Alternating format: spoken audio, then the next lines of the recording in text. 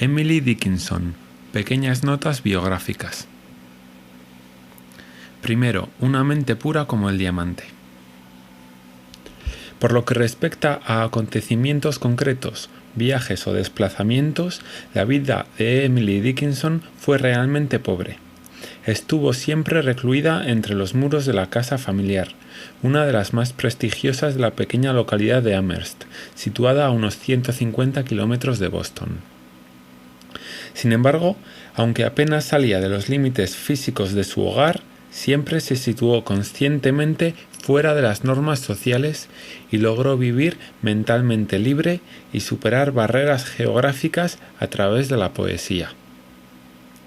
Fue precisamente la poesía su elección de vida, su respuesta a una educación puritana, a un padre autoritario y a una madre que, cuando era niña, representaba el terror. Fue asimismo su modo de descubrir la misteriosa fascinación del mundo, visto con ojos de mujer aislada, como un todo armonioso, mezcla de fuerza física y espiritual. También en lo relativo a las relaciones humanas, Emily Dickinson prefirió pasar su experiencia por el filtro de la escritura. Su nutridísimo epistolario da testimonio de ello. Allí están reunidos todos los hombres de su vida. Aunque nunca tuvo una verdadera unión, retratados con una pluma cortante como una cuchilla. Thomas Wentworth, Higginson, crítico literario y consejero. Otis P. Lord, amigo de la familia que, tras quedarse viudo, trató inútilmente de casarse con ella. Samuel Bowles, amigo fiel a comienzos de los años 60. Cuando aquellos hombres iban a visitarla, Dickinson hacía una excepción en sus hábitos de clausura. De hecho, en los últimos años se hizo famosa en Amherst porque vestía solamente de blanco, no salía nunca de su casa y ni siquiera se dejaba ver por los que iban a visitar a los suyos. Las únicas personas a las que dejaba entrar en su habitación eran sus sobrinos, a los que adoraba. Todo aquello alimentó la leyenda de una Dickinson ermitaña, santa, la Virgen de Amherst. Sin embargo, su extremadamente puritana cuñada Sue Gilbert, esposa de su hermano Austin, la definía como una persona inmoral, por la libertad de sus ideas y de su vida, y por su falta de respeto por las reglas sociales. Emily tuvo más de un corresponsal, quizás algún novio, pero nunca se casó, no tuvo hijos, no recibía a nadie ni hacía visitas y, sobre todo, amaba la lectura y escribía poemas. Una culpa imperdonable para una mujer que debiera haber pensado solamente en la familia, de acuerdo con la sociedad norteamericana de aquella época, organizada según parámetros rígidamente religiosos. Así pues, Emily Dickinson fue, por diversas razones, un caso poco común. Mujer, pero no esposa. Poetisa, pero nunca vio una obra publicada. Su mismo rechazo a salir de su casa simboliza esta vida de negación, la reacción a la prohibición de ser ella misma que la sociedad le imponía. Al percibir las reglas sociales como una cárcel, decidió recluirse hasta las últimas consecuencias. La única libertad que se concedía era la poesía, a la cual se dedicó completamente. La serie de composiciones sobre su propia muerte es una sosegada meditación sobre los caminos más seguros hacia la libertad absoluta. La opción de que su obra permaneciera inédita puede explicarse en este sentido. Los editores, los críticos, podrían haber manchado la pureza diamantina de su poesía, surgida de una mente no menos pura, y haberle impedido escribir en plena libertad. Las principales obras. Poesía, de 1890. Son 1775 textos, casi todos más bien breves, de los que solo 6, los citados en la cronología, fueron publicados en vida de la autora. Después de su muerte, su hermana Lavinia encontró los manuscritos en su habitación y encargó la edición de los mismos a su amiga Mabel Loomis Todd. La primera edición en un volumen, bajo el título Poems by Emily Dickinson, 115 poemas divididos por el editor por temas y con títulos que la autora nunca habría elegido, se publicó en 1890.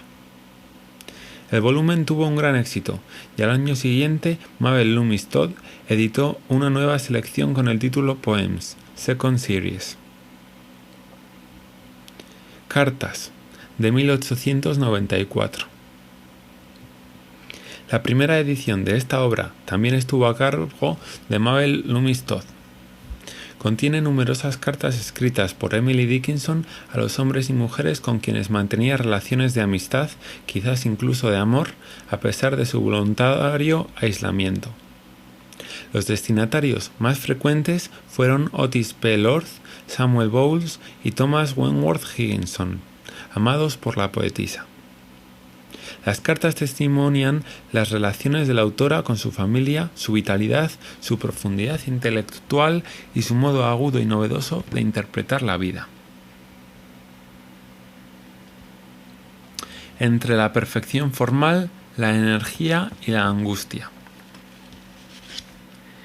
Emily Dickinson está considerada la más grande poetisa norteamericana del siglo XIX. Se puede decir que su poesía anticipa el clima del siglo XX. Hay fuertes elementos novedosos respecto a los esquemas retóricos y métricos tradicionales, sobre todo por los versos breves y la ausencia de rima.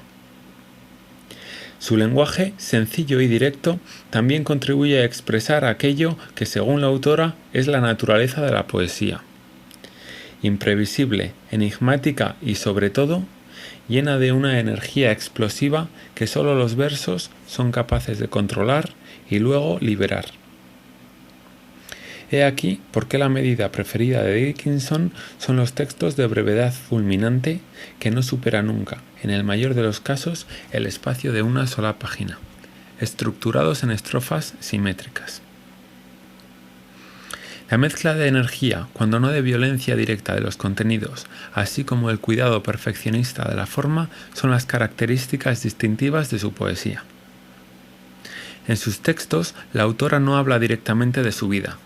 La poesía es un filtro a través del cual las experiencias humanas asumen una duración y un sentido universales, que no les son dados a la vida de la persona común. Los grandes temas existenciales, como el tiempo, la muerte, la eternidad, encuentran un espacio privilegiado junto con el amor. Sin embargo, los textos conservan rasgos importantes de la vida interior de Emily: aspiraciones reprimidas, angustias y profundas inquietudes. En la opción de vivir a la sombra de la familia parecen emerger miedos infantiles de reclusión y de fracaso. El interés persistente por la muerte es como un desafío a la sociedad, a la vida misma. Un argumento delicado, expuesto de modo explícito y directo, sin retórica, en versos ligeros y esenciales. También en esto la autora anticipa el tiempo. La muerte será uno de los grandes temas de la poesía del siglo XX, en cuanto símbolo de la enfermedad, de la impotencia de la sociedad contemporánea incapaz de afrontar el destino final con valor para desafiar a la eternidad. En la América de los antiguos pioneros, convertidos en ricos profesionales, emprendedores y poderosos, el bienestar se ha conquistado, ya no es preciso luchar. Pero en esta sociedad ordenada y aparentemente perfecta, las personas más sensibles, los poetas, los artistas, dudan de que valga la pena vivir dentro del orden cuando las normas aprisionan la energía vital, los deseos instintivos y naturales, gracias a los cuales la vida adquiere belleza y significado.